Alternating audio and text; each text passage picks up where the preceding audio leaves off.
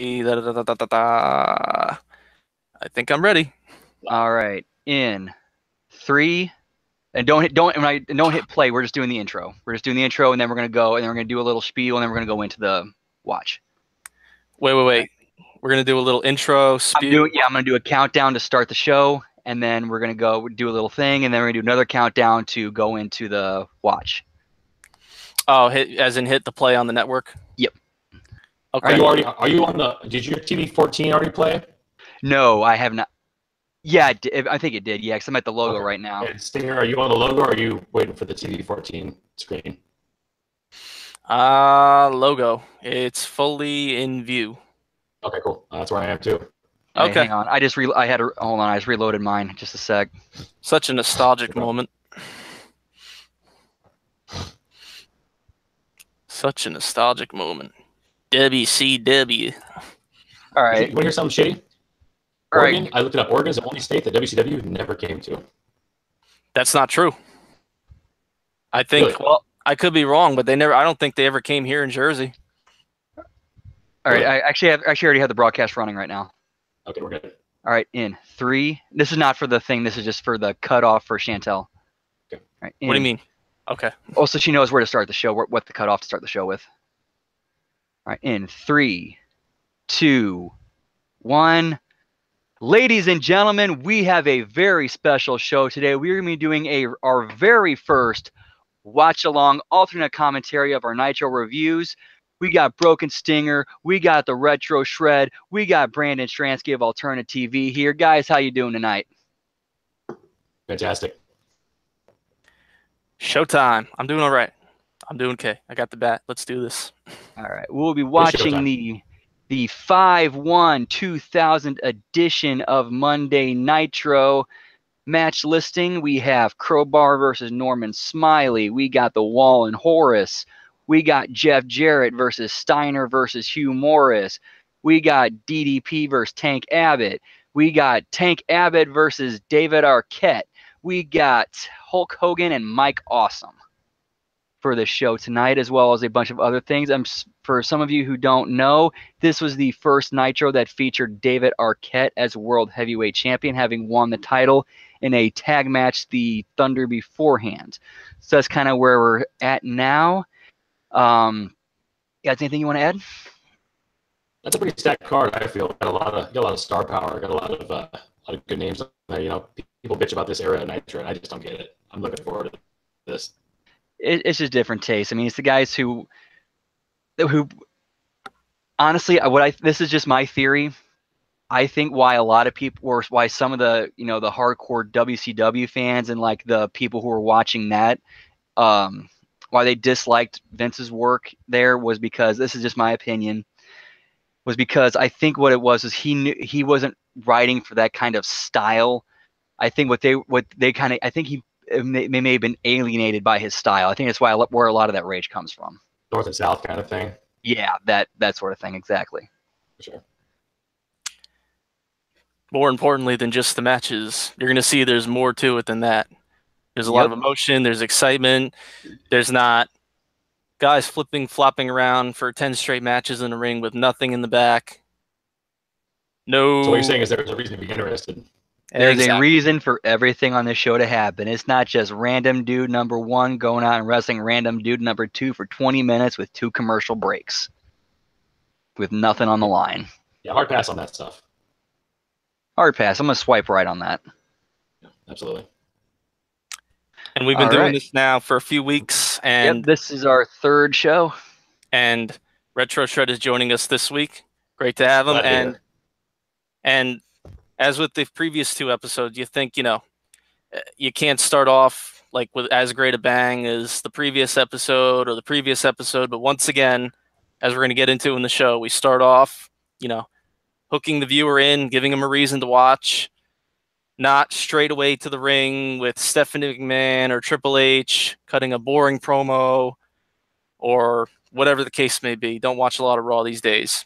But again, this show won't disappoint. Hopefully this show doesn't either. If not, there's always Indeed or Craigslist or Snag a Job. All right. So if everybody's watching along, wants to watch along, we are currently staring at the WCW logo, about ready to hit play here in a few seconds.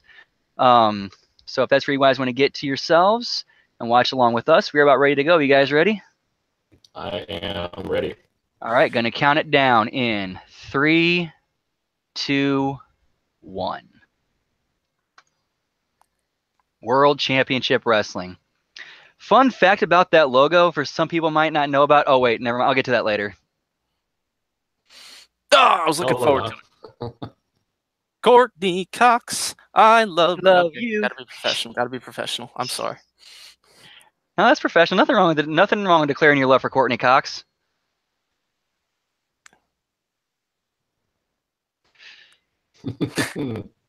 All right, we got a recap here of what happened on not Nitro, Thunder, the last episode that led to why David Arquette is the current World Heavyweight Champion.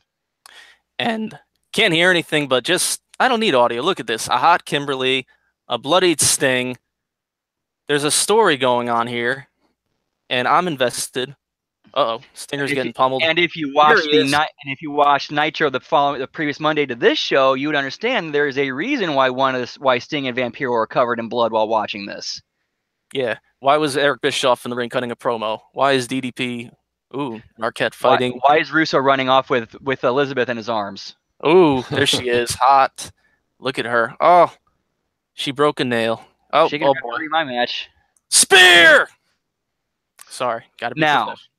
I will say this. I personally did not agree with this decision. I understand the logic that went into it, and I understand the reasoning that went into it. I have no problem with that at all. I just personally would not have done that.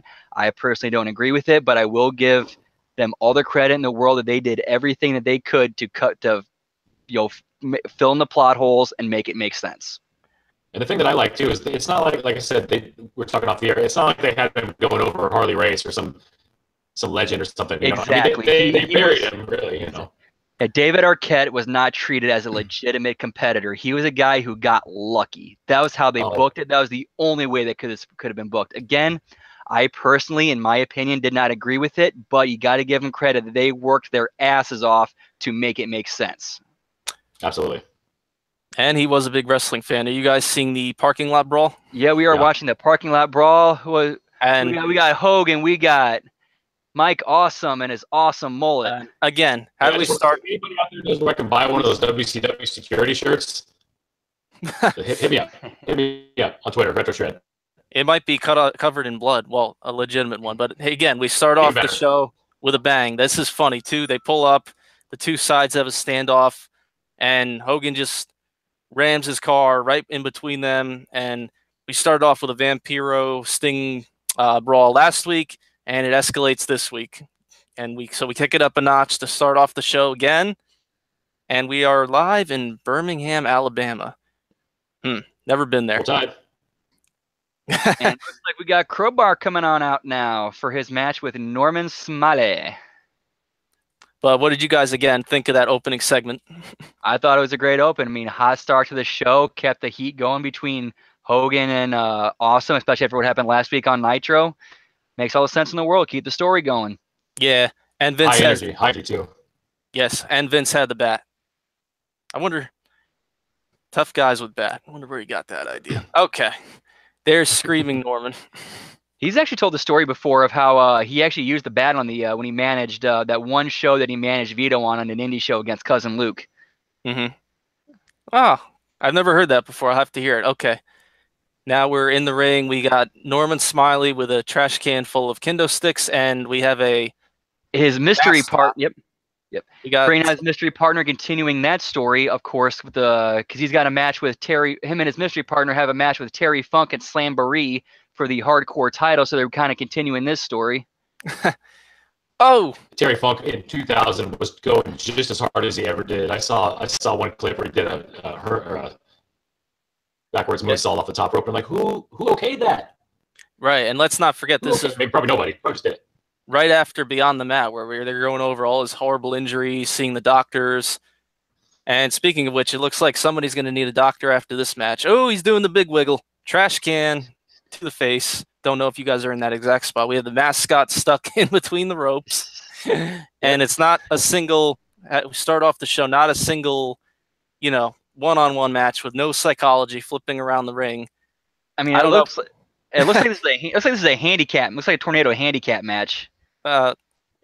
It's kind of a cluster, but I'm enjoying it. You could argue, well, is there psychology here? I don't know, but I think it's funny. I mean, I think in a match like this, the psychology is the fact that it's a hardcore and anything goes. It's really the only psychology you need. Fair enough. Oh, Norman to the guardrail. Poor Norman. He never looks like he's wincing. Ooh, trash can to the head. Oh, Crowbar takes a chair to the back.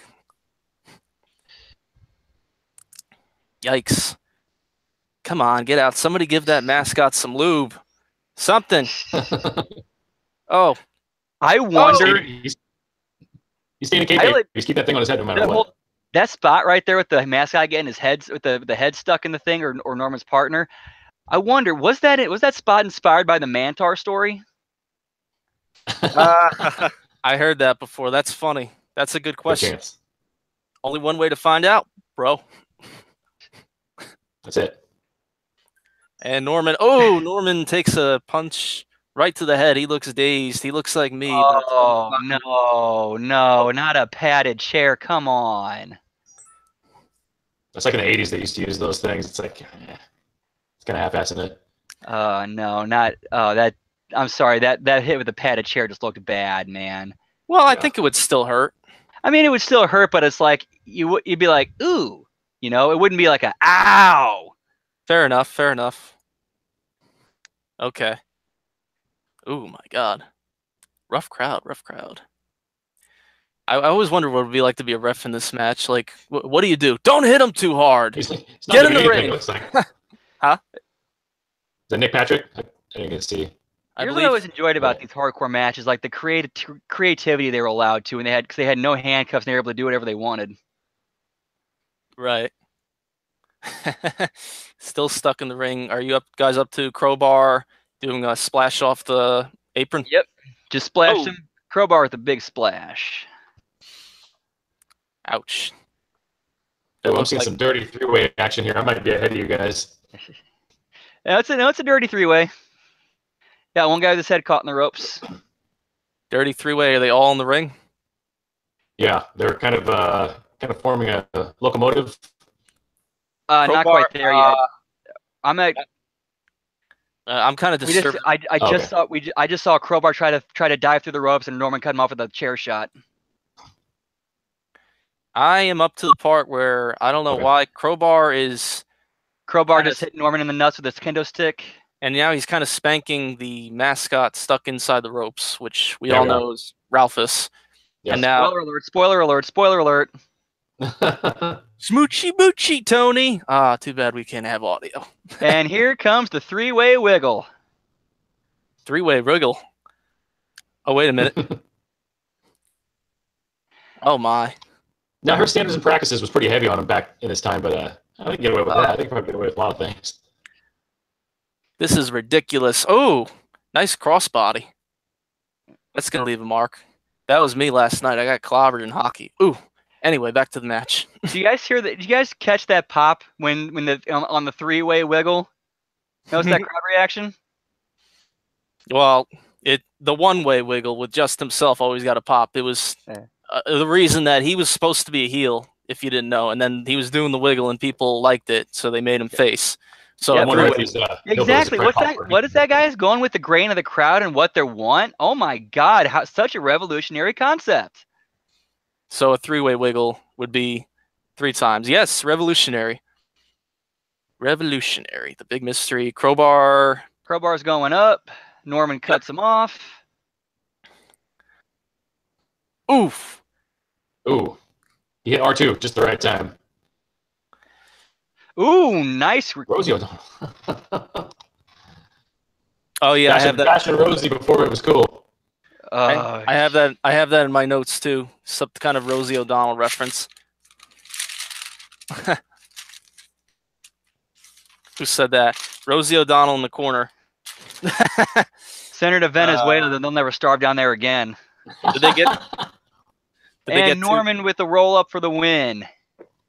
And the mascot, he was just kind of a dud. You know, the mascot kind of reminded me in this match, the Christmas Story with the younger brother getting pummeled and just laying on the ground. That's what that kind of reminded me of. I can see that. Did they say another line? I think his water's about to break. So what do you guys think of the match?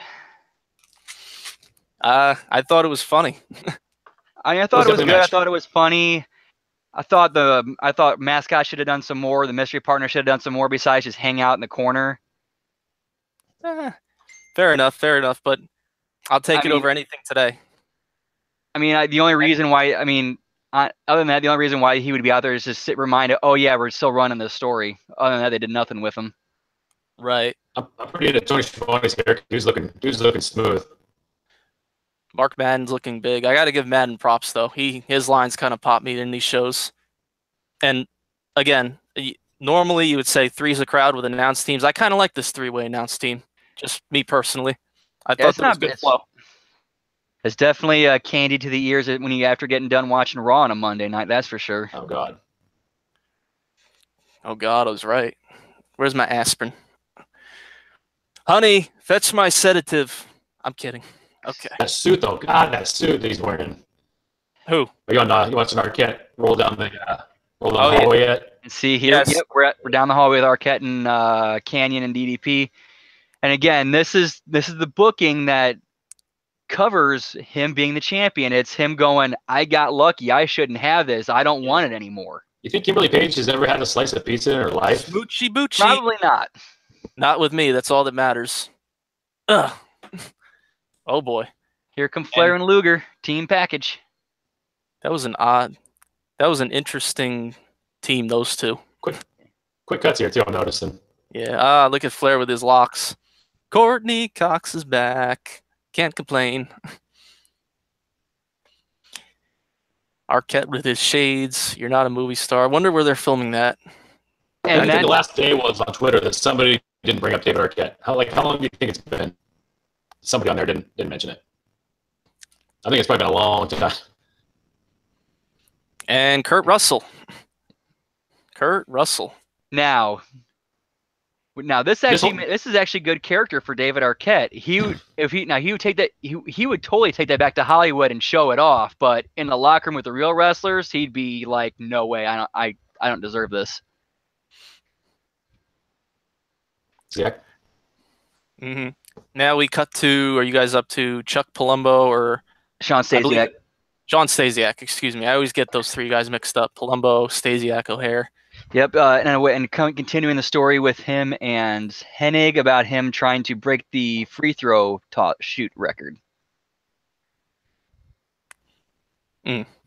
Well, it wouldn't be me. Put a shirt on. I'm kidding. I'm jealous. I wouldn't. I was He's ripped. No, I'd imagine with these, he's not going to get a bunch in a row, so they'll probably do cut and just put in back in. Or maybe surprisingly, Sean Stasiak actually follows me on Twitter. You still wrestling? No, I don't know what. I actually think I know what it was. Like I retweeted something that, or the interview that he did with Vince, and I think he's kind of followed me after that. Nice. Brownie points for you, Mr. Stransky. Okay, here comes David Arquette. He's flanked by Mr. DDP and Canyon, and the late great Chris Canyon. Yeah. Now, not quite the Jersey Triads, if you remember that, with Bigelow. So they were all, the storyline, they were all from Jersey. I didn't know for the longest time that DDP was from Jersey, actually, until recently. The accent didn't include you? First Jersey-born Hall of Fame, yeah. First Jersey Shore Hall of Famer. He made that announcement at a recent show I went to last year. Nice. And the movie star's cutting a live promo to the crowd. I bet the sunglasses help. They help me sometimes. You ever hear the story? You ever hear Bret Hart talk about why he wore glasses? Yeah, he was nervous. Is that what it was? Yeah, his first interview, he said he was a nervous wreck, and he's like, somebody give me a pair of shades, and that's where it all blossomed into. Yeah, he said his eyes were darting around constantly because he was so nervous. So turn a positive. But never quite the great stick man that. A great what? Oh, great stick man, great talker. Fair to the mic. You know, He wasn't terrible. He had confidence, but he wasn't like, he wouldn't like really bring you into the story. He didn't have that edge like Flair or Austin. Like, he didn't have that extra personality. He just didn't, you know, with all due respect. Yeah. He got it done the ring though. Like you hear a lot of his interviews, he puts over the fact that, you know, he was like probably one of the best, if not the best technician, but, you know, Hulk Hogan wasn't, and you see who drew more money. Yeah. So we got Arquette. He's handing over the belt, letting DDP and Jarrett fight for it in the cage at Slamboree, the three-tiered cage. But we got new blood coming out to keep that from going on. You know, I got to be honest. Jeff Jarrett always had go away heat with me. I just, something about that guy. Maybe he's the perfect heel then. Even back in the early WWF days, I just couldn't stand that guy. He was definitely a better heel than a babyface for sure. Oh yeah, absolutely. He's like I went back and watched some of his TNA stuff, and like when he was a babyface fighting Sex, and he just came across as pretty bland as a babyface, whereas he had a lot better material as a heel, and came across a lot more witty. Miss Elizabeth, oh, rest easy, sweet princess. I was thinking the same thing. Not a lot of acting with Jarrett, though. I think a lot of times if you're a really good heel, a lot of that's not acting in some cases, but AKA Mr. Bischoff. There he is. There's Vinny Roo. But, oh, Eric. Who died and made you King Slappy? Oh, yeah, look at that. A plot hole actually being addressed. Wrestlers can't make matches. Wrestlers can't make matches. Oh, boy. That's a good point. I like where they're going with this. Like, okay, you're the champion now. You dug yourself a hole. You're going to have to get yourself out. And I agree, Jarrett was a better heel. Just arrogant with the sunglasses on, in your face. I am the chosen one. Only thing is, when I watch these back, I get irritated that they have to play over the original music that I listened to as a kid. Yeah. And you notice that Arquette's talking trash again, but you notice the only reason why he's doing it is look who's in front of him. Good point. Good point. Well, look at the security he's got. You sure it's not Tony? You sure it's the came and went so fast. I still don't get why people get so worked up about putting the belt on the guy. I don't know. It was like 2 weeks, 1 week. And then 17 years later, people are just still going on and on and on. Not even a full 2 weeks. Not even a full 2 weeks, yeah. I've seen worse reigns, I really have. So now they're making the match a three-way at Slamboree. The three-way triple-tier cage with Arquette defending it against Page and Jarrett. And Kimberly is still looking lovely. Kimberly up. Here comes Luger. Oh, here's Luger, like only showing up in street clothes in this era. Like he shows up in street clothes here, and he's wearing like a jersey when he comes to the ring. And like I really liked what they did with the veterans in this. Like it was like in this new blood angles, like the veterans felt fresh again. You know, just kind of went casual dress code. Yeah. Well, I think the veterans were kind of. There's a little bit of realism to it. You know what? We're gonna come to the ring. We're gonna wear some of us are going to wear our street clothes because we do what we want because we've been here long enough. I think that might explain it. I popped the match last week. I think Flair, if you remember, was wrestling in his street clothes, which I still get a kick out of that. And now Russo's gone. I think he's back in New York. Yeah, he's running from Luger because Luger's trying to get Liz back. Almighty. And they just announced David Arquette versus Tank Abbott for tonight. Oh, she is hot when she is evil. And he is an asshole when he's evil, Bischoff. And here comes Tank Abbott. Oop. I don't know if that'll get bleeped out. Tank Abbott never really did anything for me. No, he wasn't that good on the mic. He was pretty awkward, pretty strange on the mic. Yeah, bland promos. Ugh. Put a shirt on. Yikes. God almighty, she's hot. Paige is a lucky guy. Hey, he even when you work at a strip club for decades, you got to come across something that's. Hey, Stingers, you notice that Paige has pointed out about Bischoff what you just said? You don't got to try real hard, do you, Bischoff? No, and again, getting back to what I said, sometimes if you're really an asshole, you could tell some guys it's not a lot of acting.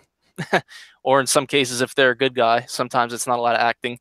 I.e., a heel Jim Ross, a heel Sting doesn't really work. A heel Bischoff, a heel Vince McMahon works very well.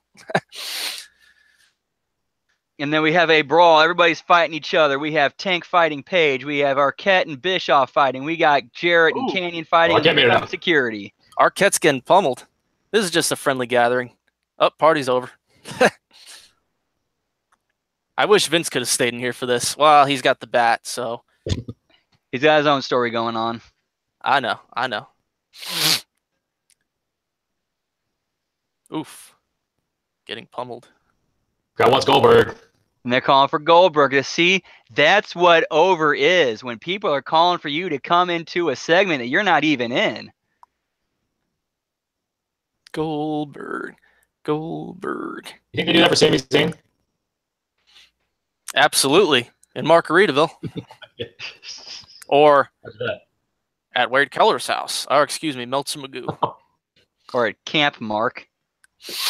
There you go. God, she's hot. And Tank Abbott promo.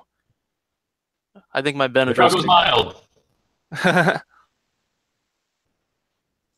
He's like... It's funny that he's missing his front teeth, too, like a hockey player. I won't say that Tank Abbott was a bad promo, but he was what he needed to be.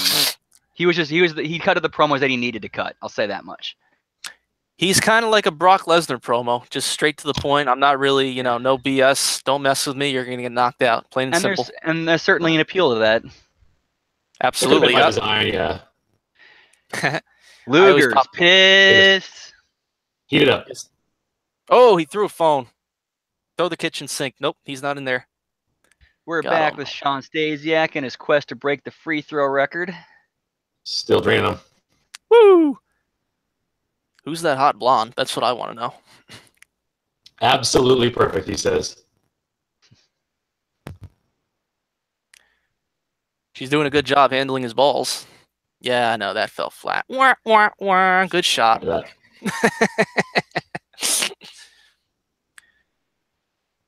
He's not bad. He's making it look easy. I could throw a decent shot sometimes, but here's what was his gimmick at this point? He's got a tie-dye shirt. Is he like a hippie? He was. Misfits in that. This is leading into Misfits in action. Oh, okay. And look at Bischoff, all cocky, feet on the table, just.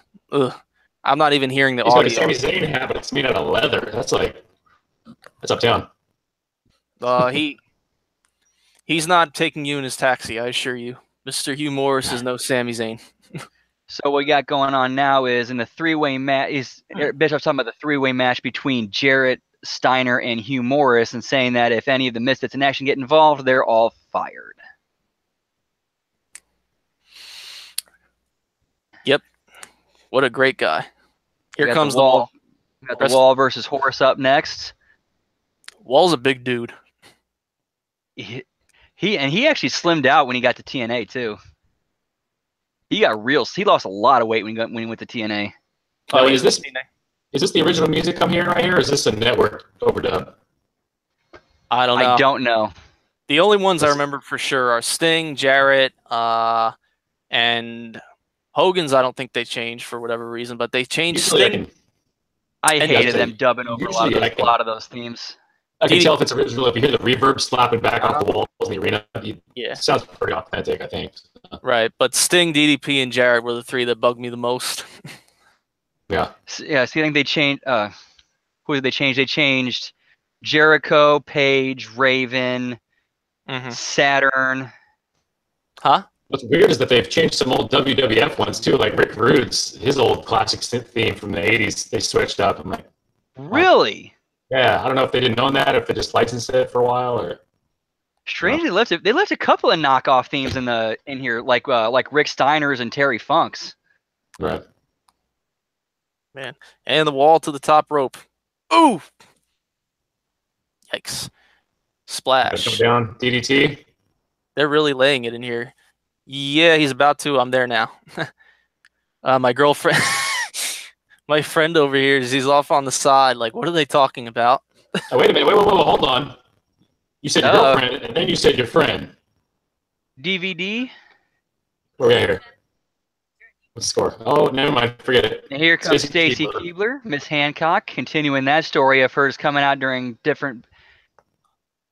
And I like how they kept the story with her consistent of like, or she's not, or we're figuring we don't exactly know what her goal is, but it advances every week because it's always a different person's matches she goes out to see.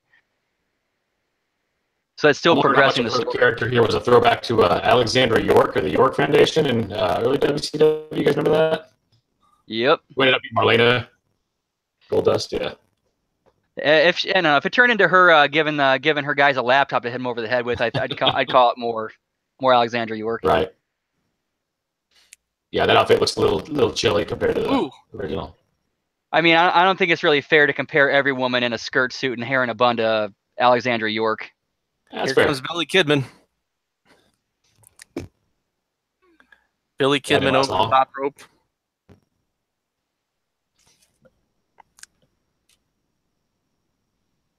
And the choke slam to Horace through the table, and that's it. Oof. Not a bad choke slam. Not a lot. I wonder how much there is a give with those tables. Like they're partially sawed in half before they're put through, right? I think most of those guys probably weigh enough to where it's probably not a problem. Okay, I thought I heard. Match beatdown continues.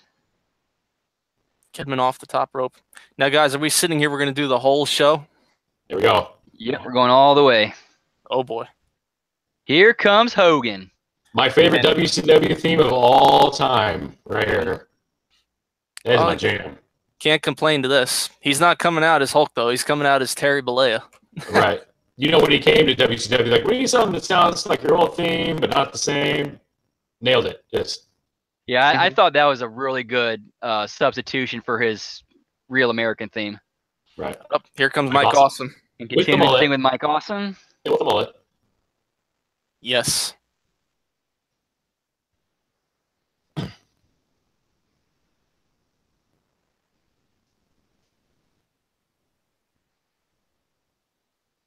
Oof. I know I said this in the last show, but I really liked the change in direction that Hogan's character went during this angle. Like it felt like he was, I wouldn't say it was the same thing as like when he turned heel and joined the NWO, but it kind of along those same lines of like, refresh himself. Yeah. Dude, that time he was getting a workout. You think so? Oh, man. Yeah, loose cannon. And I don't know, it just irritates me. I kind of get what the storyline-wise, he has to get beat down. You just want somebody to come help him. But it's like the mentality, like he just doesn't need anybody. Or he doesn't have anybody, he doesn't need anybody. But he kind of does. Well, they've been having Nash come out to his aid. 1 week. Oh, he's back up. Ouch. Awesome's taking a pummeling on the top. Boom. He's winding up. Boom. That's got to be awkward. That's got to be worse than on a toilet seat after a bad taco day. I would not want to be up there like that. Up, here comes Kidman. How do you think Hulk felt about selling for Kidman so much? Do you think he was resistant to it, or? Well, as Vince said, no. Just like Sting wasn't with Vampiro. Just like. Luger. Graveyard. Kick of the devil. Here we go. My territory. And I kind of have vivid memories of this as a kid. And this was shot after a show when they had to do it all after Sting and Vampiro to put their paint back on. They had to get back out there. So it wasn't under the best circumstances, but they did it. They did it. I love this gimmick so much because it's so original. I mean, it seemed like for a long time the Undertaker kind of had the market cornered on the dark, creepy character, that he kind of took the torch from Kevin Sullivan, but Vampiro really made this his own, Yeah, he was definitely unique. Definitely an underserved market. I've been in deep shit.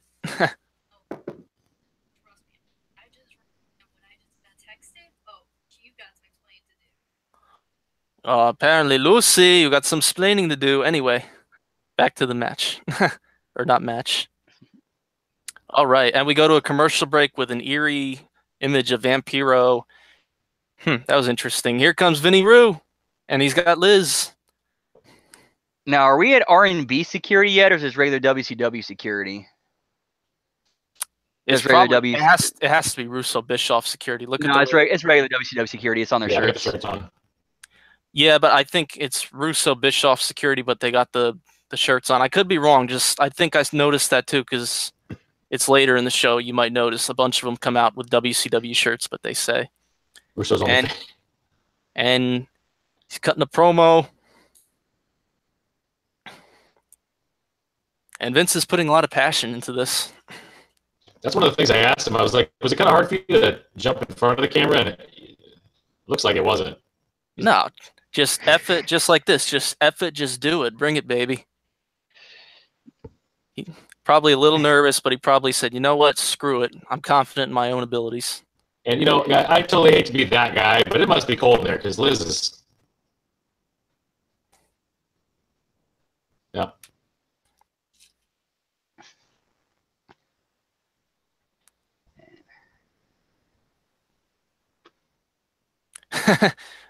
What's Mark Madden saying? Oh, Russo rethink it. Too many chair shots.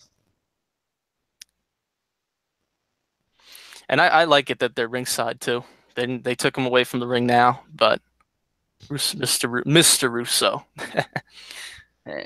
Now we got Jarrett, Steiner, and Hugh Morris for their three-way. Been a good show so far. I mean, everything's made sense and everything's been covered. Mm-hmm. Crowd's hot. Jeff Jarrett's career as a whole, where do you rank this run for him? Like, do you think this is probably his best work? I'd say you probably have to say it's his best work. It would have to be, yeah. Right. Or maybe his stuff like right before he left the Fed. Right before, or I should say right after he got the Intercontinental title and, you know, left WWF and came here and kind of stepped up to that next level. There's a little inside story behind all that. For whatever reason, him and Vince were close, and then there's a little, I don't know if it's true that like Vince helped him orchestrate his last day leaving when he wasn't under contract when he faced China. I think Vince has said that he had nothing to do with that. Okay, and then if you remember the promo from the first show we did, Brandon, where him and Jarrett were doing a shoot on Jim Ross, Jim Ross held him back, and now they can't hold him back anymore. So I don't know what that's all about, but there's, you know, now he's getting a big push. It's a freak coming down the ramp. It's not like he doesn't deserve it, but Steiner knew how to pick out the ladies, man. Jesus. Steiner knew how to pick them. Woo! I'm doing a Ric Flair woo for the ladies. Woo! More appropriate. Nobody, look at that. Alabama give Conrad a chance and roll tide. Overall body, you could argue Luger or Steiner, but I don't think I ever saw anybody in wrestling with bigger biceps than Scott Steiner. I don't think so. Me either. Have you guys seen this workout video? I have not. It's hysterical. It's everything you'd imagine. Oh, he takes the sign. This is the part I love. Sign. When he interacts with the fans up the ring, when he's a heel coming down the ramp. This is what I love. He gets in their faces. That sign. Some guys would just kind of walk by and give guys a dirty look, but he'll stop right in front of you. He just knocked 3 signs out. This is routine. 4 signs. And people think that he was being a dick to these guys, and it's like, do you realize that these guys are going to go home and be like, Scott Steiner ripped my sign from me? Dude, he almost knocked that freak backwards when he was ripping that sign out of the guy's hand. Oh, man. Here we go. Hey, are you guys up for taking an intermission halfway or no? You got to use a bathroom or something? Yeah. That's fine, man. You can jump out real quick. That's fine. Maybe. Well, not yet, but. Yeah.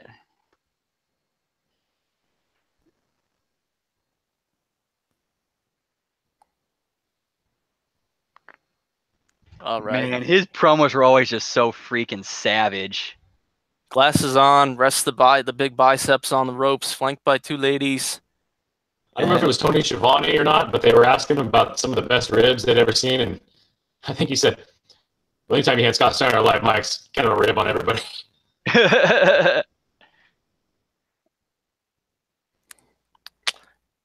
And Hugh Morris comes to the ring. Who dressed this guy? He's got half capris, He's got scorpions as his music, which is cool.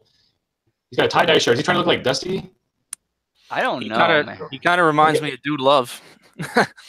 Something. I just. Ugh. Well, he's taking a beating. Yeah, you can bring your own clothes, but yeah. That may have been Van Hammer's shirt when he was doing the hippie gimmick.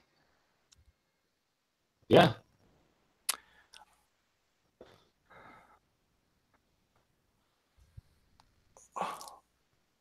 And of course, you got the New Blood members working together with Steiner and Jarrett. That's funny. They were having problems at this time with fans jumping in the ring, and Steiner's sitting there egging them on, come on in. They're like, Doug Dillinger's like, I don't know if anyone would be stupid enough to jump in the ring with Steiner in there. or drunk enough. Maybe not Steiner. Someone was dumb enough to do it when Hall, Nash, and Hogan were in the ring. So I think that's as bad as it gets. And someone did it in a Sting mask with Hogan, Piper, and Savage. Well, in a cage, which is even dumber. Something similar might happen in this show. Hint, hint. Not doing any spoilers, but if it's in a Sting mask, it's very nice. Okay, we're having a little disagreement here between Jarrett and Steiner. Who's getting the pin? Ooh, Big Papa Pump's backing him off. I'm thinking that's the foreshadowing of things that come later in this match. Or maybe following. Ooh, big clothesline. And he's kissing the biceps. I am the chosen one. The double J. Jarrett's the best freaking thing about this match right now. You think so? There it is. Dude, him just pretending to help out Steiner while Steiner was beating up Hugh Morris was hilarious. And here comes. And then trying to capitalize as Steiner's back's turned. That just made the whole match right there. You know what I actually enjoy about this era of WCW? The ring sounded really good when they bumped on it. It sounded like there was like wood. It sounds like it's about to break every time. Yeah. For me, that was really cool. It's different from nowadays. Yeah, it sounds like they might get kind of hot or something. I don't know. Maybe that's how they put it together, but nice touch. Are you guys watching Jarrett with the guitars yet? Ooh. Yep. He's got the guitar in his hand. Steiner climbing on Morris. Ooh, yep, just nailed Steiner. Not a lot of things could bring Steiner down that quickly. And Hugh Morris with the pin. All right, glad to see everybody's getting along. I think this is what led to Steiner's short little face turn. And here come the Misfits in action, coming to congratulate. And Sting has entered the graveyard. Yes. In full gear and paint. I'm not sure at first. The black and white grainy kind of feel to it. I think it kind of overshadowed it a little too much. I think just the guys in their outfits in the graveyard was enough. You think it went a little too cinematic with it? I think so, my opinion. But it's not horrible. It's still cool. And one thing I always hear like the smart marks bitching about when it comes to like a lot of the match finishes is like he used a guitar and they didn't get a DQ when they blatantly ignore the story that covers all that. They just look at the base result. Yeah, they take little bites out, fits their narrative. They're wasting away in Margaritaville. All right, and Misfits in action were just fired as like Bischoff had warned earlier. Even though they didn't interfere. But he's Bischoff, so he does what he wants. Get a haircut. Oh, boy. She's like, Vince, put your shoes on, man. You're killing me. Look at those cargo pants. Those were so 2000. Ooh. Now, whose watch is that he has around his neck? I think that's Luger's. Or no, Flair's. Flair's. Okay. Rolex. Right when Vampiro walks out behind that. Yeah, see, I remember he was saying like because that was the 410 show when the first New Blood show, and he even said like they may have been an audible. I just took it right. He even said like if he thinks it was an audible, he just took it right there. What do you mean? When Vince took Flair's watch.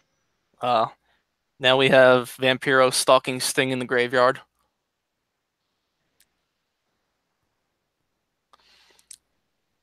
Now, do you think this segment would have been better with no commentary and just kind of let it play out, or do you appreciate what they added to it here? I think it would have been better with no commentary. No. I didn't think of that. That's a good point. I think that's a good point. That no commentary, just watch. Yeah, like this. Yeah, like nothing. You don't really want anything distracting you from this. Except us talking now, that's different. But that definitely adds. That's what they really need here. We got a 40-something-year-old man, full face paint, running through a graveyard at night. Bet you Steve Borden never thought he'd be doing this. Pretty eerie. I remember watching this as a kid, and I was like, "Oh my God, Sting! He's right behind you, Stinger! Come on, turn around!" It drove me nuts. I don't understand the flack that they got for this feud. You know, I guess people just aren't into this kind of stuff. Man, yeah, you're right. The grainy is no bueno, man. It's really hard to. It's like too much, right? Yeah, and it's really hard to see, especially Sting. Yeah. Like, I think it's overshadowing. Like, their outfits are scary enough, and they're in a graveyard, but not to complain too much. That's just... Do you think maybe they're kind of doing like a less is more, though? Like, if they overdid it, then it might kind of take away from the realism. Like maybe they dulled the color instead of going black and white. That might have worked. This pains me to watch, even as a kid. Mother effer, stop hammering the Stinger with a shovel. Oh, that's a pretty stiff shot there. Sting's about to get buried. Not as bad as when Triple H did it at Mania, but he's about to get buried. Oh, grave desecration. That's got to be a crime in 50 states. Oof, that's got to hurt. Sting doesn't lose a lot of his face paint, I notice, in this beatdown. He says, I've heard of a tombstone pile driver, but this is a lot worse. Yeah. Oh. Not a real tombstone, of course, I'm assuming. No. Yeah, this... I remember watching this with my girlfriend, and she's like, why aren't they a tag team? I'm sorry. I didn't like how he stood there holding the tombstone, and Sting is just staring at him like, hit me with it. Hit me with it. Right. Well, you have to keep in mind, Vince said this was done. Ooh. That wheelbarrow, that's the one that got me. That thing looked like it could have went right on his head. I know. That went down quick. I agree. Yeah, I agree. I was wondering like how he avoided that, but you got to keep in mind, Vince said they shot this right after a show, so he had to get repainted up. They're probably both tired, but I kind of cringed at that too, Brandon, to be honest with you. Oof. But not horrible. But also too, if you clock somebody, if you shatter a tombstone over somebody's head, man, that's an ambulance ride, man. That's CTE right there. Yeah. What are you guys up to now? We're seeing the replay of the finish to that. Okay.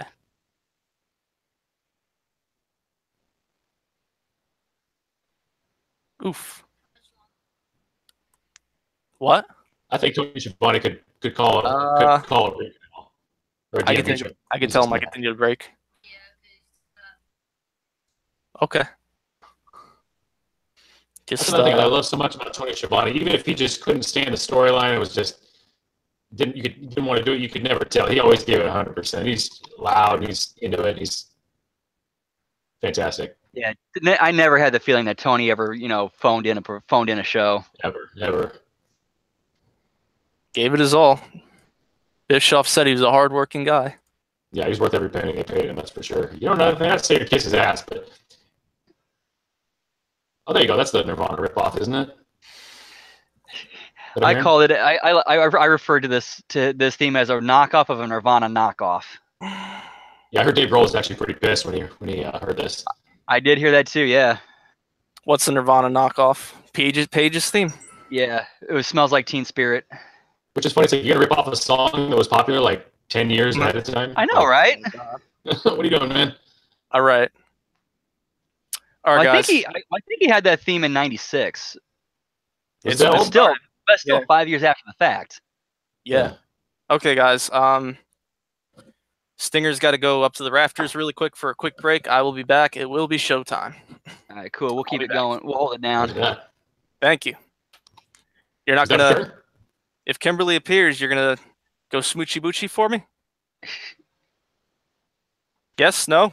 I trust you, Brandon. Okay. If Kimberly appears before I get back, I might start without you. I don't blame you. All right. I think my agent just called. I might be the next spokesman for Nike. Anyway, I'll be back. Godspeed. Have you been texting Christine? Yeah. What have you been saying to her? Because what I just got told really is So is Tank Abbott just punches? Is that kind of what his repertoire is here at WCW? Yeah, he's coming out because he came out of the UFC. Right. In fact, another little fun fact, in the episode of Friends where Courtney Cox dated a guy who wanted to get into MMA, it was Tank Abbott who kicked that guy's ass in the show. I think I remember seeing that, yeah. He's like in the hospital and he's all hurt. She's trying to talk him out of it or something. I got told just now, it's not a good thing. Well, what is it? I want you to tell me what you texted her. I want you to tell me what you texted her because I want to find out. All right, now we see why we're not seeing any assistance from Paige or Canyon and Arquette. They're locked in the locker room. Tying up plot holes, man. I love it. Explaining things. And all it takes is a little 15-second shot like that. It's not that hard. Quick shot. Yeah, lost art for sure. You said, or can I say what you said to her? When? She said that you text her every day and night, and that you pretty much only want me for sex. Okay, so I like that Tank had a little bit of physicality besides just throwing some punches and stuff. He was working. That's cool. I can appreciate that. Every single day and night. That's what I got. Oh, cheap shot from Jeff Jarrett dressed as a fan. It's in my phone. Man, he's all over this show, isn't he? First of all, Yep. just for sex. Don't you think we would have fucked by now?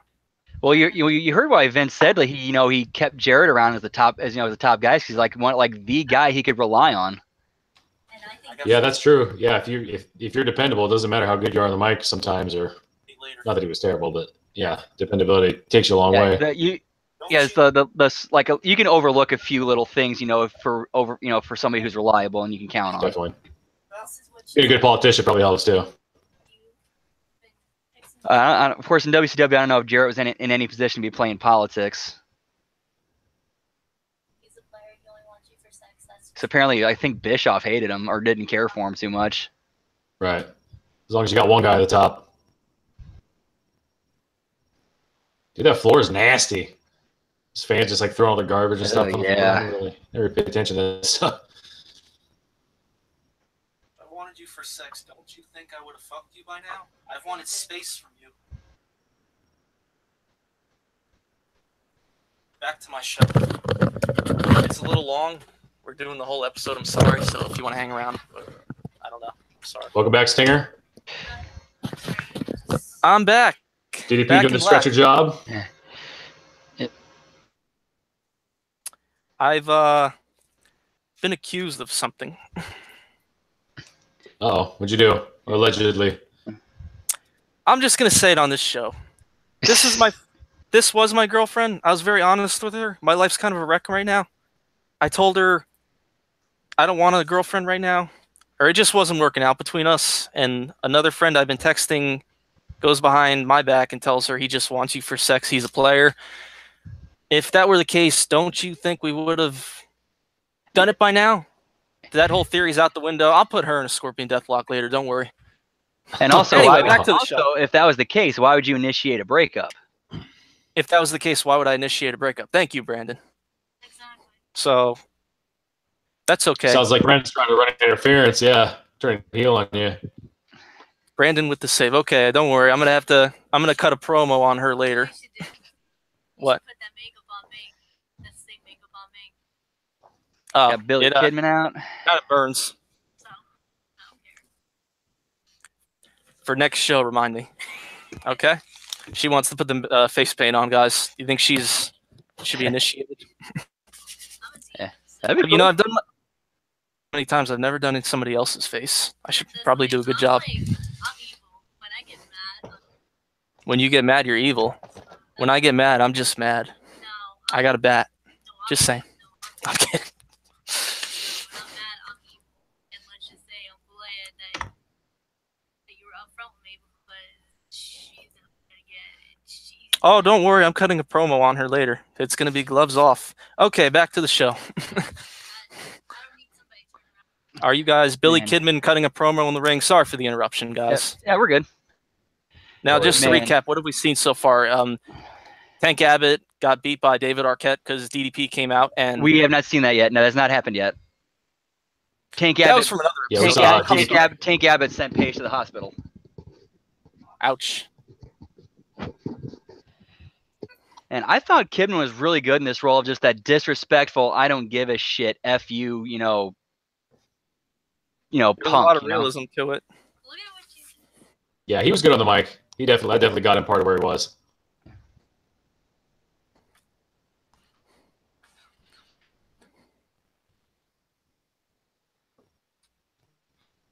It looks like my network glitched out a little bit there. I'm at 49.40 right now.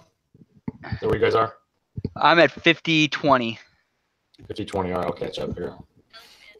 Jump up here.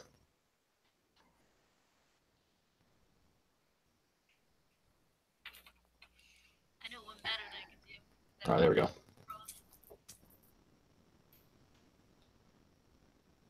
And of course, during the promo, Kidman's calling out the Millionaires Club. Even is that Terry Taylor backstage? That is Terry Taylor. There we go. And we got Nash watching Kidman calling out any old person in the New Blood. I'm sorry, in the Millionaires Club. And Terry Taylor's pointing Nash to the ring. And he's in his street clothes, and he means business. That's it. Yeah. Now, he's still got a bad ankle from last week's show. Don't forget. Yeah. I think so, yeah. Yeah, I think they're still selling the leg injury from when Awesome attacked him.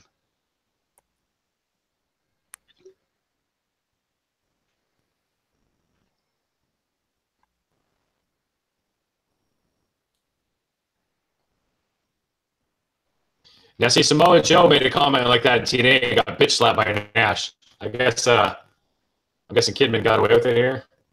That's what I thought, as in it's not Nick. Nash, he's like, ooh. No, I think actually what he got slapped for was when he did that promo where he shit on Scott Hall. Oh, okay. Was that what it was? Yeah. Call him old timer or whatever. Because apparently there actually was a legitimate reason for Hall not to be there, and he said, he was told, hey, cut a promo on Hall not being there, and Joe went into business for himself. Right. Yeah, fair enough. Now, I like how they're booking Kidman. Even though he's smaller than Nash, he's a heel, and and also showed shock and fear when Nash came out. He still went to jump him. He didn't run like a pussy. Yeah, that's a fair point to him. I'm sorry, guys. What were you saying? Like if this were WWE today, as soon as Nash's music hit, if this were WWE today, as soon as Nash's music hit, Kidman would have been up in the rafters by then. Yeah, he would have powdered out of there, the 15th row. Did you see that knee to Kidman's gut? That looked nasty. He sold that better than Vince did back in the day. PC Richards' son. Holy mackerel. I feel like a lot of this stuff from Nash is pretty snug. Kidman was a good bumper and seller. Nash does the elbow in the ring. He's a big dude. I meet some of these guys in person, like DDP, Vince. You're looking up to him. Nash, I'll probably need a friggin'. I'll have to go to the chiropractor just for my neck going straight up so high, or something. I feel like a lot of the selling with Nash, like, loser, just stems from the fact that no one's brave enough not to. Fuck her. Because if you don't, I think it's just laid in for real.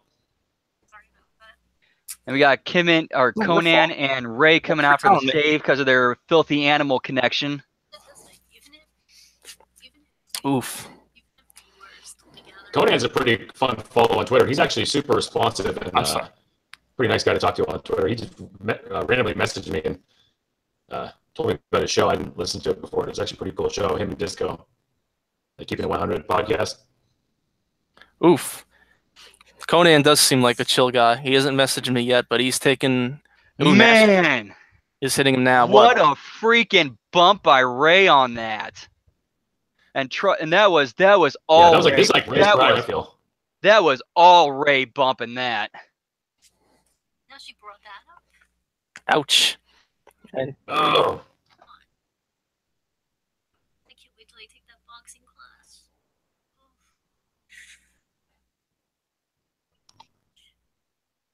I feel like I'm on freaking Real Housewives of New York. I really liked Nash during this era too. Yeah.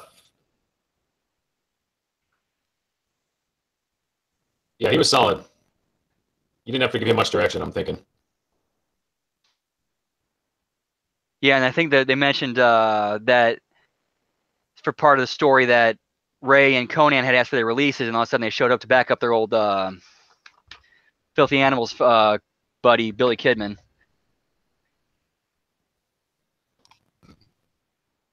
I'm at 54:45. Is that where you guys are? Hold on, is that the backstage board underneath the monitor?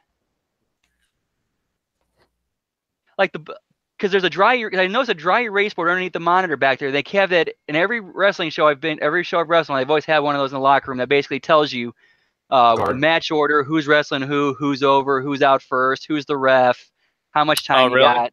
Yeah, wasn't it a chalkboard before that? Over those cords. Tony says he's falling all over himself. I think this was an audible. I don't think that was supposed to happen. He's like, move it. Yeah, that spot with the Conan and Ray and the truck not going, I think that may have been an audible. I don't think that was supposed to happen. That's horror movie physics. It's like Friday the 13th. Confused, car won't start. I don't know what she's talking about. Got a big scary man after you. Car won't run. All right, hold on. I'm in the middle of shooting a show. It's all right. Nash is pissed. That was a cool cutaway. They cut off. Did you guys catch why they couldn't get away with the car? Like, they didn't see anything blocking the car. I think it did. I think it just didn't start, or wouldn't start, or there's something wrong with it. It did start, but stalled out. But man, he pummeled them. And here comes Vinny Rue.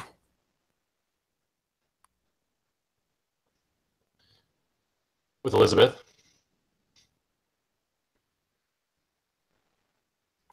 Man, look at him coming to the ring. He looks. There's like you could just look the look on his eyes. You could tell his story. Looks like a monster, straight up. Absolutely. He does. Here's something I kind of noticed. Like when they did knockoffs of other people's themes, they at least gave them similar sounding knockoffs. Russo sounds nothing like the knockoff of Iron Man that he originally used. Right. Yeah, I think this is all stock library music that they right to.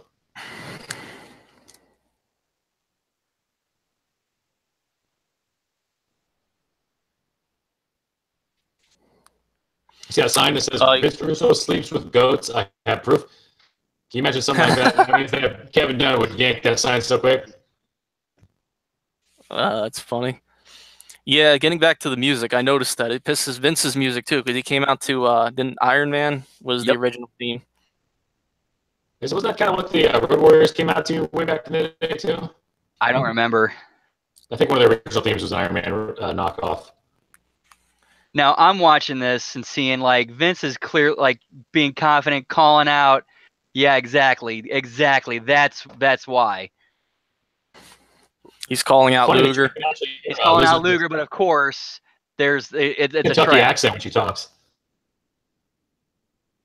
And Luger is coming alone because Flair's been cut off, and now Flair got cut off by Bagwell and Douglas. Oof, and he's fighting a maze of security. Poor guy. Is that Styles? Is that AJ Styles in there? Yes, it is. Interesting, huh? Oh, that is him. It looks like him at least. Either it is him or a dude who really looks like him. I wonder if he got more viewers. That's not too far from Georgia where he's at. I know for a fact. I know Storm and Harris actually worked security during this era. I wonder if he got more views on this show than he does like on Raw these days. Who knows? Probably not. But I think he's probably getting a lot of views now. Well, I mean, just as a joke in general, meaning the joke that everyone's watching Raw now. Ooh, and franchise with a low blow to Luger. And Totally Buff has the hat on. Buff's a funny guy. If you notice that when Luger came out in this era, they didn't say Lex Luger on the title card. It says Total Package. Yeah, that's the name he was going by. It was the Total Package, which was... It's a tagline. Yeah. That just seemed weird that he started going by, all right, I'm going to start calling myself Total Package. I never got that. That was weird. I thought that was really, really odd. That was his physique. He was the Total Package. He didn't have... I mean, they called him back in the early 90s, but it's got to be back. But And Liz gives Vinnie Rue a shot to the leg with the bat, and she's out of there. She's running like there's free pancakes at IHOP or something. I don't know. There she goes, in heels nonetheless. Go! Go! This is the most involved she'd ever really been in a wrestling program, because in the WWF, she really just kind of walked out of the ring. Yeah, she basically came to the ring with and now we're continuing the story with Chronic wanting the tag belts from Bagwell and Douglas.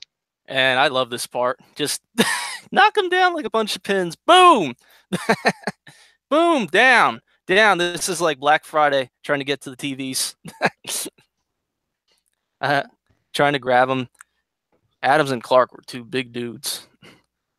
And that guy's down. That guy's down. They're just decimating the security. And the one guard kicks him. Mother effer. Ooh! Done. Over the top rope you go. Got the Royal Rumble coming up soon. And I don't know. I wonder how much money these guys paid. It was awkward. I wonder how much these guys are getting paid just to get pummeled like this. Not much. I bet they're local indie guys. Okay. Makes power plant guys. Or power plant guys, yeah. Yeah, they're in Alabama here, so it's not too far. And this guy's actually trying to give Adams a Nelson, and he shows him how it's done. Down. And this guy's wobbling. Just two monsters, man. Who'd want to be in the ring with them? And here come the real cops. Which doesn't make a whole lot of sense because there hasn't really been a crime committed, but that's the beauty of television, I guess. Okay. Yeah, I mean, I don't know what the story is, why the cops are there arresting them. I mean, that side. It could have been something I missed. Could have been something on Nitro or Thunder that why there's police there. I'm not sure. Well, we're not going to get too far into it because we're not marks. A mark, that would be a mark. There's no crime committed here, except for good TV. But you guys back in the locker room now? Yes, we are. David Arquette and Chris Kanyon going at it, or they're talking. He's insisting, I'm not the champion. Don't worry. And yeah, Canyon's assuring him, hey, don't worry, we got this. And he's still wearing that damn suit with the shades. Kevin Nash destroying Conan and Ray's truck. He's pissed. Oof. Yeah, that's not gimmick glass either. You don't think so? No. And we can see Conan laid out across the front two seats of the truck. This is kind of goofy though. Like seeing him with this big guy with this little Ray trying to slide away under the car. Of course, if I were Rey Mysterio and I was in a parking lot and Nash was after me, I'd hide under a car too. He wouldn't be able to reach me. Yeah, after that first Nitro with when he threw him into the side of the trailer, I'd be like, oh man, that was such an iconic moment. Now we cut to in the back. Chronic is going to jail. Luger's going to jail, and Vince is being the cocky New Yorker. Take him, hit the bricks. Take him downtown. Yeah, okay. Now we cut to Vampiro entering the arena, and I kind of like this entrance. Yeah, the music doesn't really seem particularly dark, though. I was really hoping he'd get something really, some organ, something creepy, or something fast, heavy.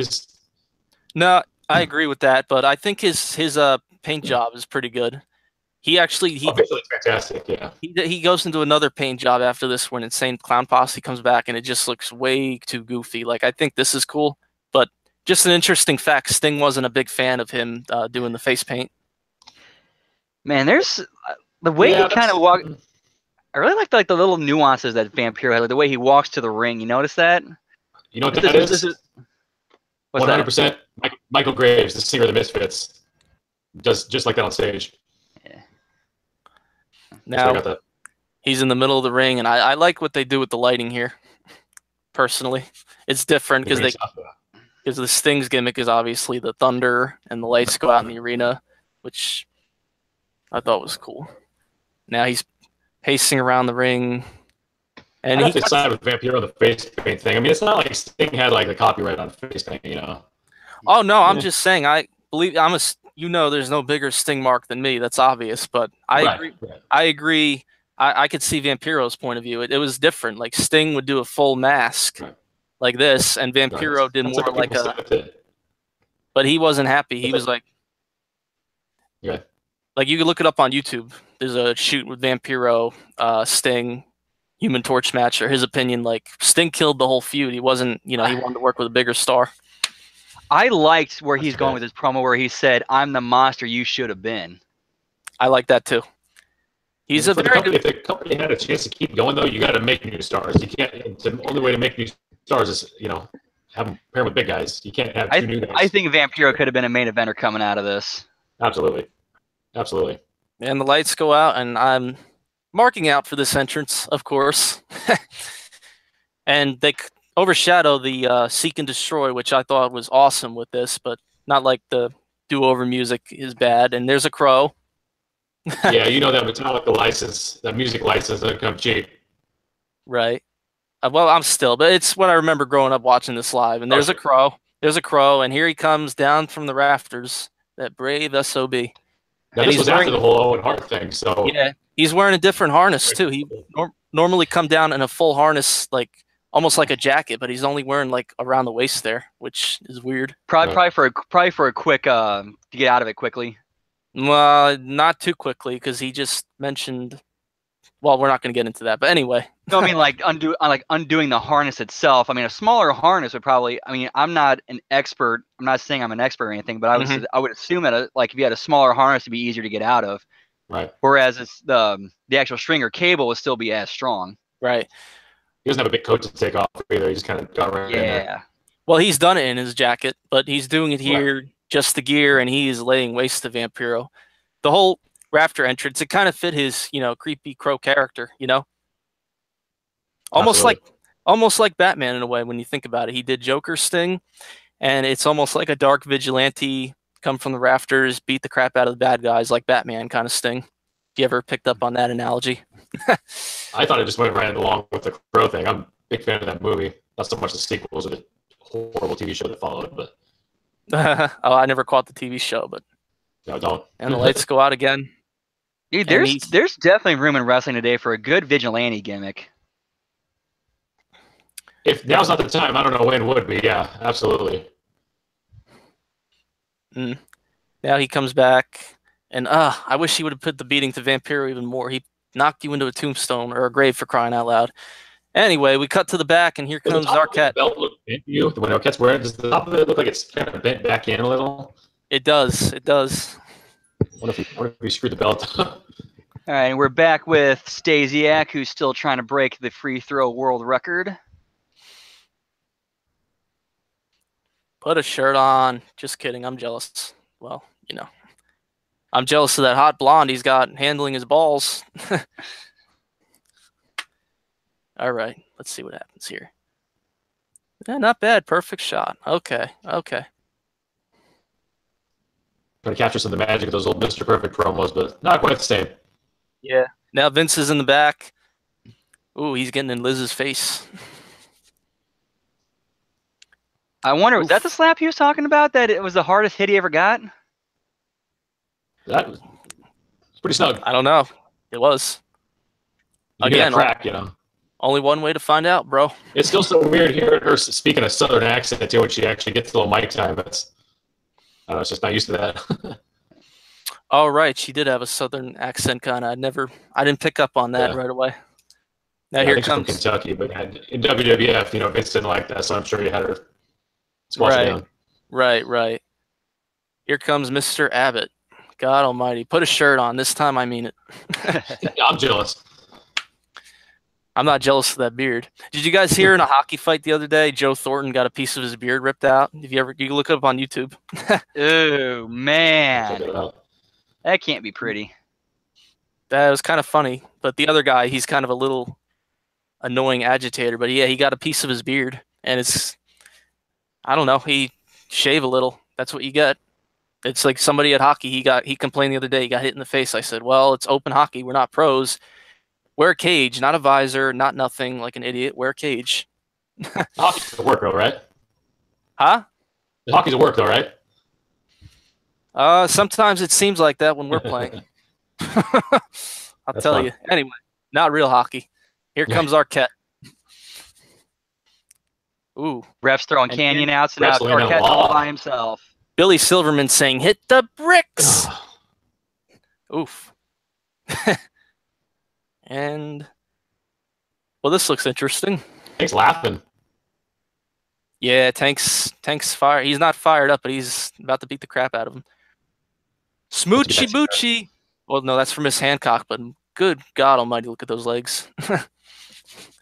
We're cutting to the back of Kimberly with her legs propped up. I'm not talking about Tank Abbott's legs. That'd be just nasty. Okay. Anyway, back to the match. And poor Arquette, he's not really getting pummeled here. Tank's just kind of toying with him. Oh, now he took a slam. Exactly. It's not. It doesn't need to. Not every. And this is showing not every match needs to be a technical high flying classic. All this match needs to be is Tank Abbott playing with his food until the finish. Goes for a spear. Didn't work. And Paige arrives in an ambulance. Paige arrives driving the ambulance. Just like Austin, 99 Royal Rumble, just like Dean Ambrose, and now we have Paige. Always good TV. Somebody pulls up in an ambulance last minute. Sting 92 against Rick Rude. I did not know that. There you go. Oh, man. That's a good one. You go. I got to look that up now. What was it? Sting 92. What page? The match starts without him, and they start counting him out of the ring, and he's like running. He's got a bad knee because of Rude. Yeah, maybe we'll do that show next. Man, you know, I noticed something like these shows, like not to knock the quality of the show, but they were known, but they, you know, these shows, at least in this year, were known for, you know, the not so high attendance numbers. But I'm looking at this and it's like, you know, this does not look any much different from a Raw crowd nowadays. Not really. And now Bischoff is sending out Jarrett because Paige just laid out Abbott with the diamond cutter. Diamond cutter, threw Arquette on top of him. Arquette's on top. No sign of Jarrett. No sign of a ref. There's the ref. But no Jarrett. I wonder what happened. 2. There's 3 count. And Arquette wins. Oh, God almighty. Dave Meltzer just had a corner. And of course, you know, but of course, of course, everybody got upset over David Arquette beating, going over on Abbott. When they forget that Paige ran in and hit the cutter. But that's what these guys look at. They look at the basic result. They don't look at how things got covered and how they figured out a way to make that result make sense. You see how awkward that was? Him going over the top rope with him and like trying to still hold on to him, go down the stairs. Yeah, that was really awkward. But he pulled it off. That diamond cutter. That was a good sell on Abbott. Yeah, of course. I don't know how much of that was. How much of that was Abbott spiking him, or how much of that was Paige yanking him? Well, Abbott's kind of, I don't know. He can't have too much mid strength because I don't see much abs. Not that I have any mid strength, but he just went down like a lawn dart. Oh, the head didn't hit the mat. And oh, look, we're explaining why something that was supposed to happen didn't happen. Well, you mean like why Raw wasn't good again? Oh, wait a minute. Or like why we saw Eric Bischoff tell Jarrett to go to the ring. He never made it to the ring because Steiner cut him off. Oof. And Big Papa beat down. Hello. Damn, she's cute.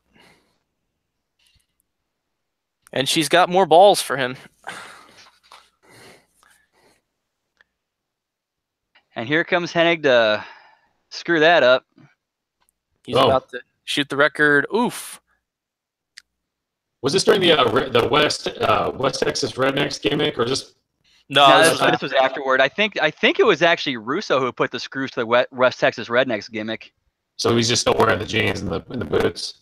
Yeah. Pretty much. Oof. There's the replay. Abbott's head never hit the mat. He did a good job, the back end going all the way up in the air, but the head never hit the mat. That was a good bump. That was a good freaking bump. If he didn't get hurt. Yeah. Hopefully he wouldn't have to see a chiropractor or something after that. That didn't look too pleasant. 1-800-COLLECT. I remember those ads. And he's carrying Arquette to the back. He looks unconscious. And let's see those signs. Chad loves Kristen. Hulkamania tomorrow. Hulkamania forever. Terry Bollea. Brother. I think that pyro caught him off guard. I think it did too. I've never seen that bandana on him before. I was gonna say, speaking of going casual, he's taking care of Leia. Yeah, he's not wearing the red and yellow. He's full blown. I'm wearing street clothes. I'm gonna go nuts. I'm gonna bleed. I'm gonna kick some ass in the back. I like this. Yeah, he's like, I'm not handling Hulk Hogan business. I'm handling Terry Bollea business. Yeah, I gotta say, for a time when Hogan wasn't too comfortable doing all this, he looked like he was giving it 110%. Yeah, he definitely looked like he was giving it. He wasn't mailing in. He was, 100% in it. Yeah. Oof. He's pissed. Look at the passion. Look at the passion in those eyes. I think not a lot of that is fake. That's a shoot. Yeah, like if you watch like when Hogan came back from after the Halloween Havoc till when the New Blood angle started, you could see a shift in him. Like it looked like a fire was lit under his ass. Yeah, see all that kind of like nasty coolness from the NWO, but as a face, Yeah, exactly. And then later on, they did I wouldn't say split personality, but kind of along those lines where it was like, where he was kind of going back and forth between Hulk Hogan and Hollywood Hogan, right, for a little bit there. Yeah, that was around 99. He went back to. He was Hollywood the first half, and then he went to Hulk over the summer, and then like towards the end of the New Blood angle, like from like Great American Bash, or from like what's the Great American Bash? Great American Bash till his departure, he was doing the the switching back and forth between Hollywood and Hulk. Oh, he went back to Hollywood. Yeah, yeah. He actually did a thing where he had to fight Horace, and he said Hulk Hogan ain't fighting Horace. Then he comes out as Hollywood, and he says, "But I didn't say a damn thing about Hollywood." Yep, right. And I remember watching that live on TV. Another segment I remember vividly. There's a lifting belt on. I'm thinking they're gonna play a part in this match. It has to. This isn't a Coles ad. Someone's about to get smacked, baby. Oof. How would you like to be that guy? Matchup of Mike Awesome and Hogan here. They seem like they're pretty evenly matched on paper, Mike Awesome was so damn good doing this Legend Killer gimmick. Right. Well, they're going balls to the wall here. They're not, not a lot of technical wrestling, more a lot of psychology in this match. Or I would assume. If Hogan's going to bump himself for somebody, he probably prefers it to be someone around his size, By God, he's got a family, damn it. Oof. And. Wait, somebody got spoke too soon about good bumps. He's like, I'm not taking a hard bump there, man.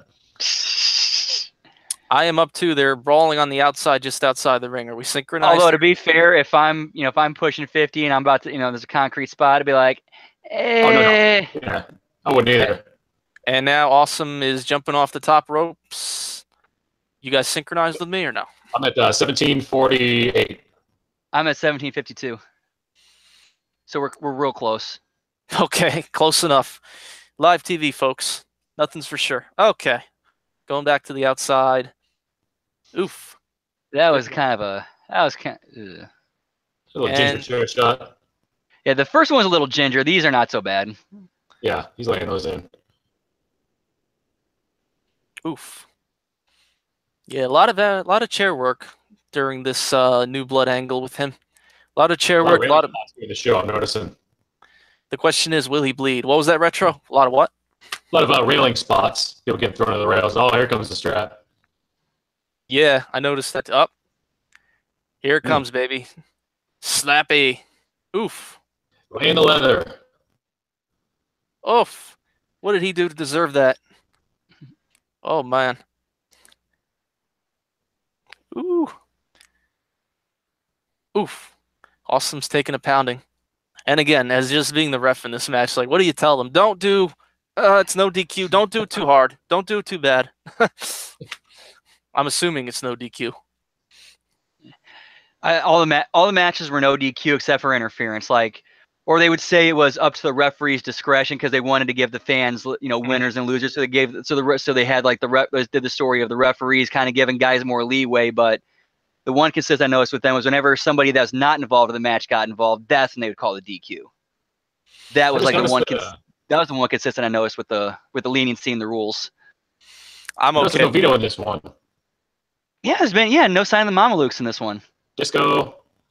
Yeah, or Disco, yeah.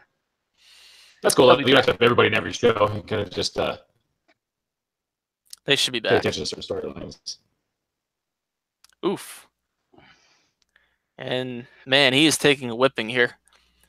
Oh, I think I know why they weren't on the show, because I think this was like leading up to Disco leaving them and then joining up the Filthy Animals. Right. And Awesome takes a back body drop. No, I forget what it's called. What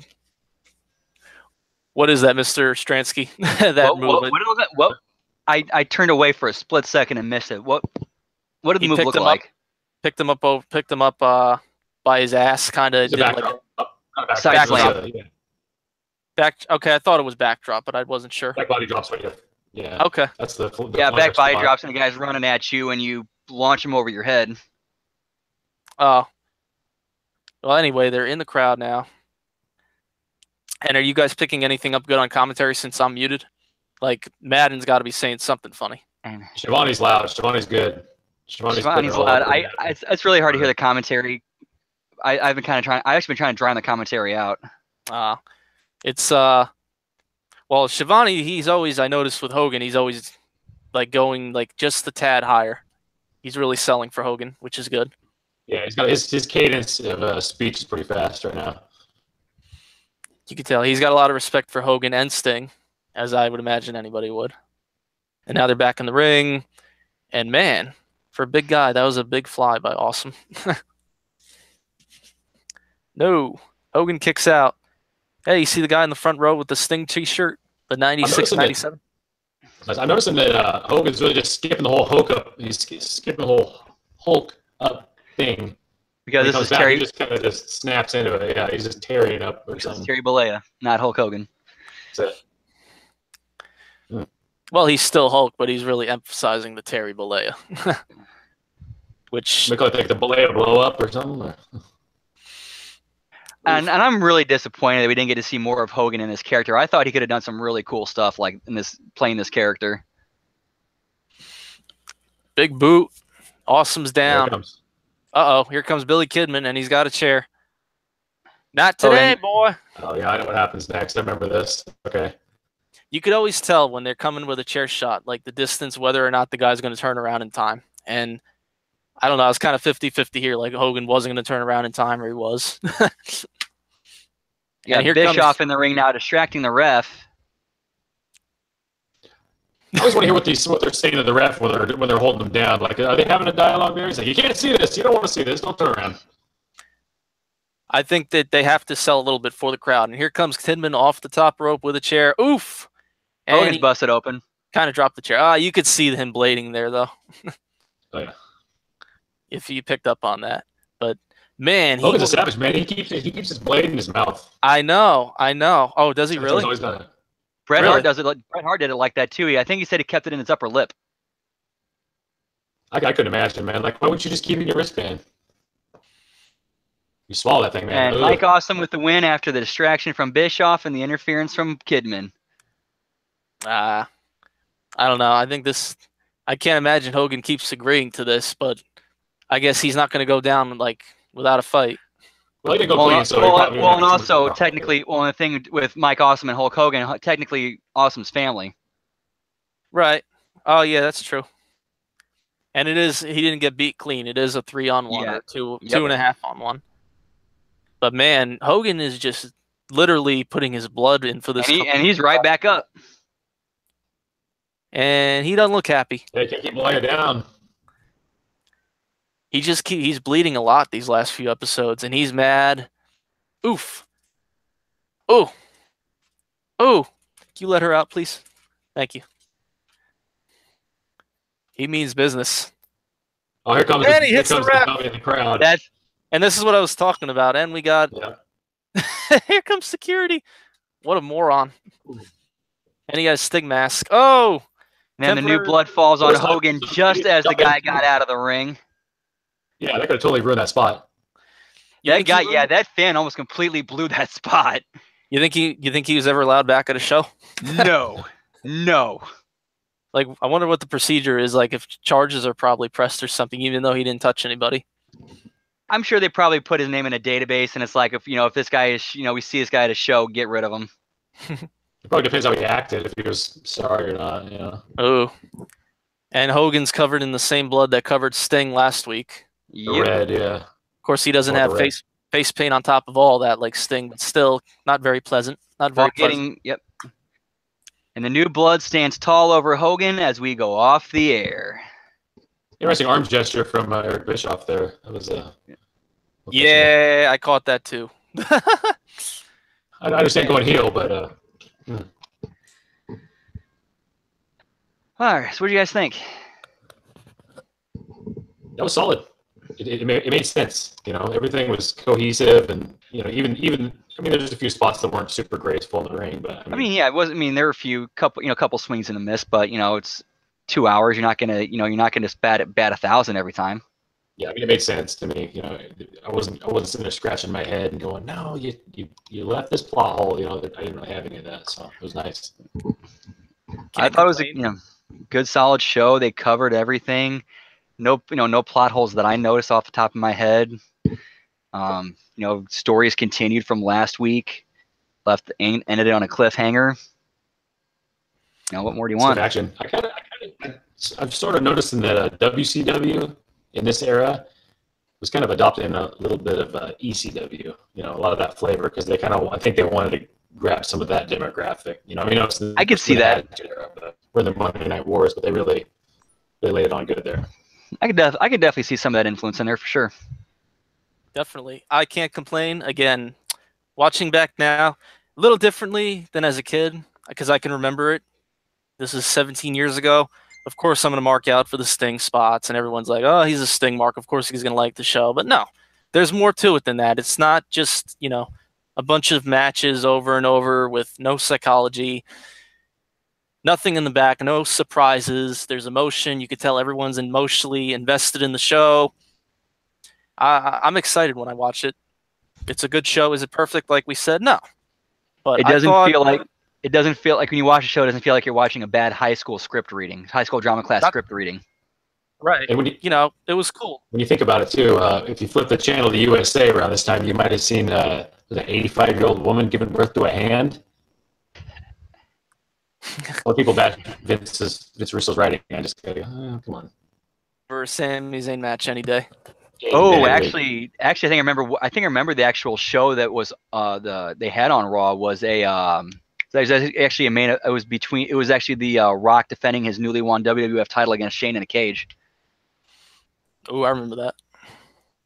I think The Rock and Austin were the two things that catapulted WWF at the time over. If they didn't have that, I think things could have gone a lot differently.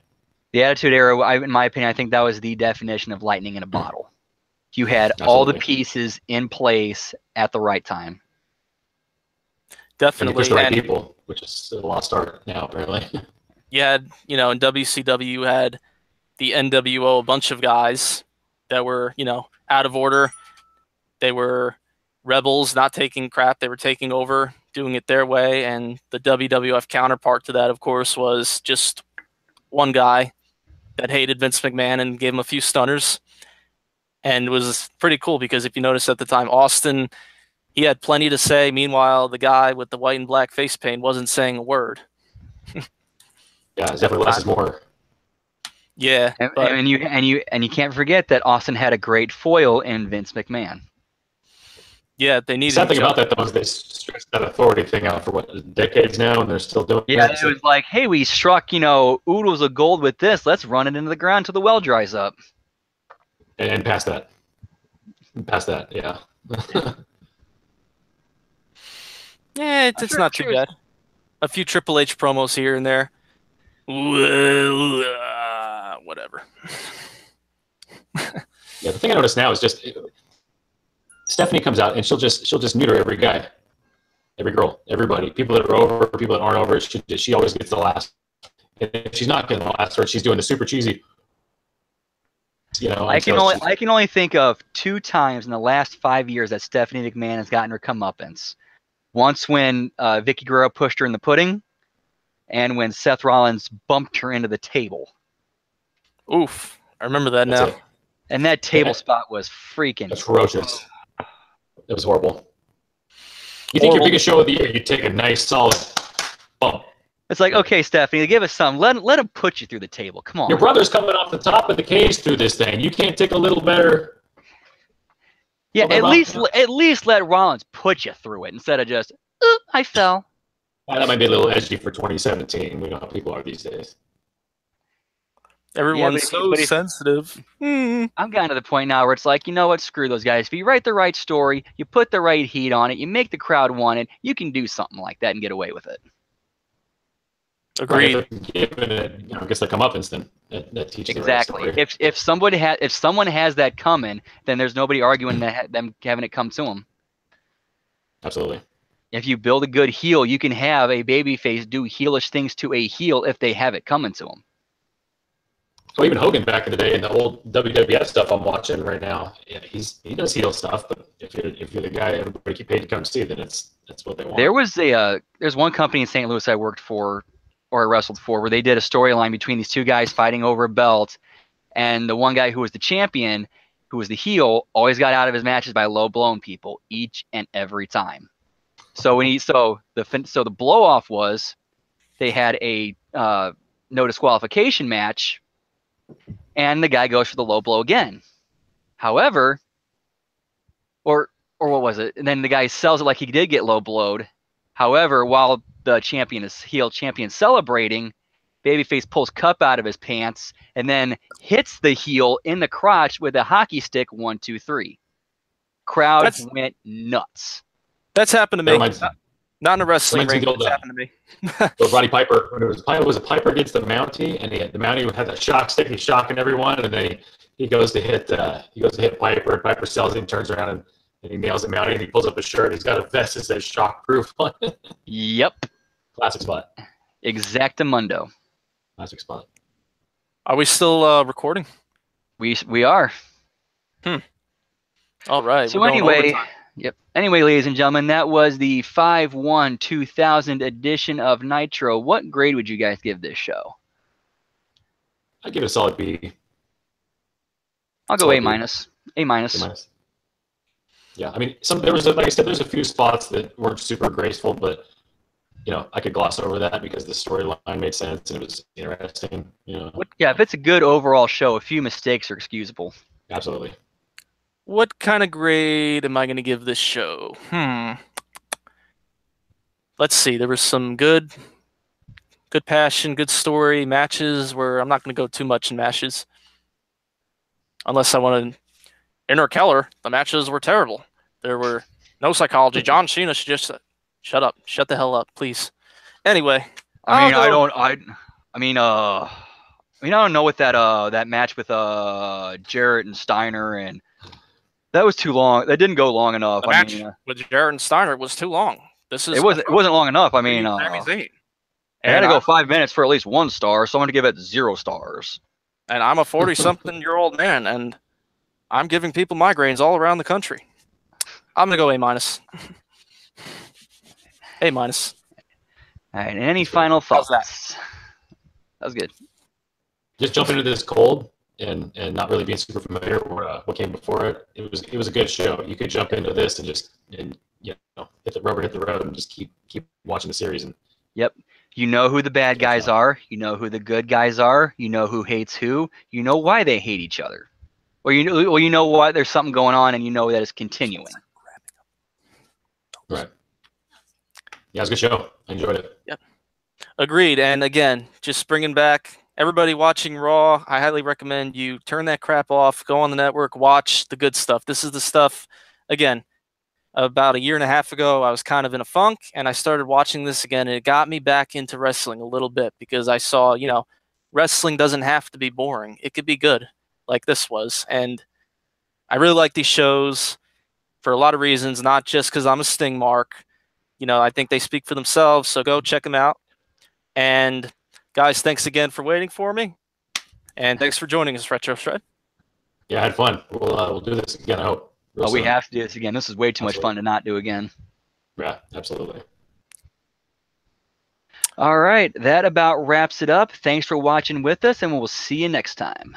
Remember, the only thing for sure about this show is nothing's for sure. Woo! Peace out.